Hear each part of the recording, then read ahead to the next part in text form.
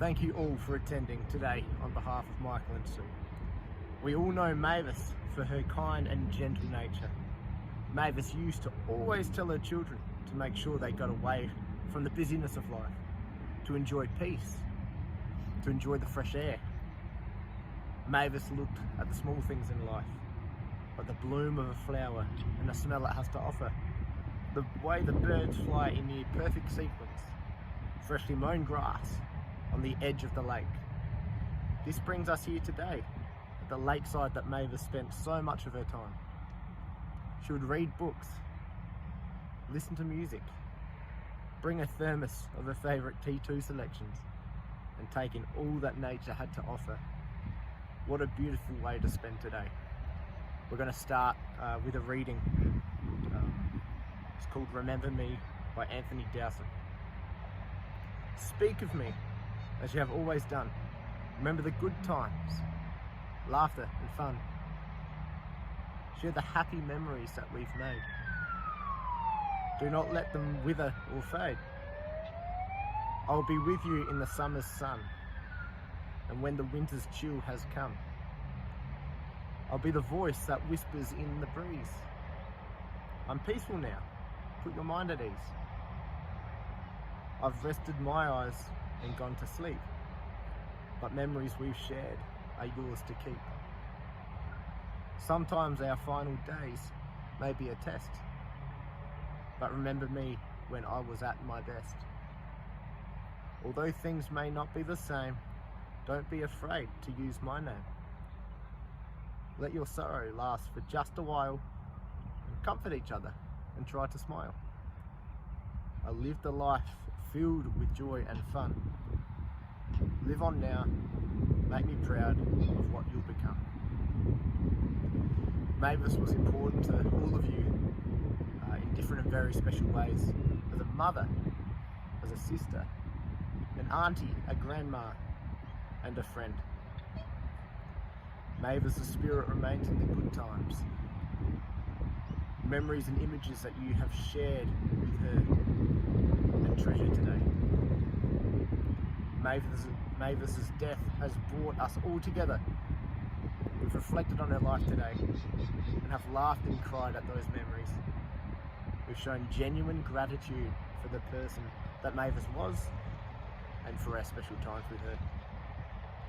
Mavis was a happy person with a great sense of humour. She loved a laugh, a drink, a chat, and loved having people around her. In the last 4 years of Mavis's life, she experienced ill health. And given the seriousness of her health troubles, she never let it get herself or anyone else down. Her strength proved strong even in the toughest of times, even when the cancer had defeated her body. It did not defeat her mind and spirit. She was incredibly brave, and she never let her hobby of gardening diminish. Every day something new had bloomed, had been pruned or planted, and her love of nature and all its glory was so evident. Mavis had a long-term marriage with Bruce and 2 lovely children, Michael and Sue. And Mavis and Bruce were very close with their children. They would catch up for dinner and a game of cards at least once a week. Their grandchildren liked nothing more than exploring around the parks with Nanny. Mavis was a woman who was a living contribution to people's understanding of the worth of enjoying life. She truly lived life to the fullest. Today we share grief, and we cannot think of Mavis's life without resolving to live a fuller and more meaningful life ourselves. This reading is called She Is Gone by David Harkins. You can shed tears that she is gone, or you can smile because she has lived. You can close your eyes and pray that she will come back, or you can open your eyes and see that all that she has left. Your heart can be empty because you can't see her, or you can be full of the love that you shared together. You can turn your back on tomorrow and live yesterday, or you can be happy for tomorrow because of yesterday. You can remember her and only that she is gone, or you can cherish her memory and let it live on. You can cry and close your mind, be empty and turn your back, or you can do what she would want. Smile, open your eyes, love and go on. We will now ask Bruce to come forward and scatter Mavis's ashes onto this site.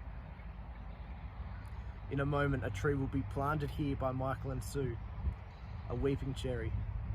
As people come by this park, this tree full of Mavis's spirit will be alive, bringing peace to everyone in its presence. When it blooms in the spring, may it bring a lot of colour to brighten others' day.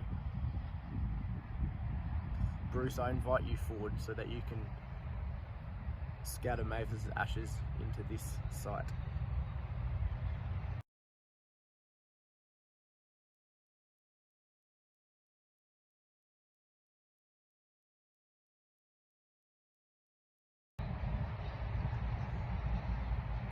Thank you, Bruce.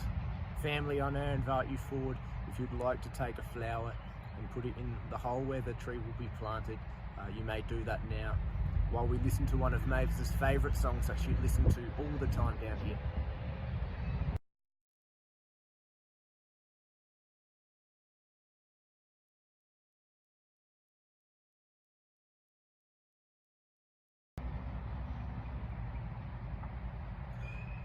Michael and Sue, I now invite you to come forward and plant the tree.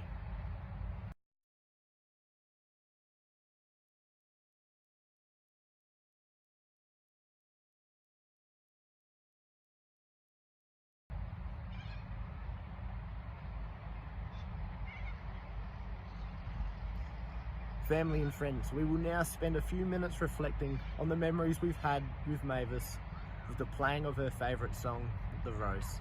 Would you please reflect with us?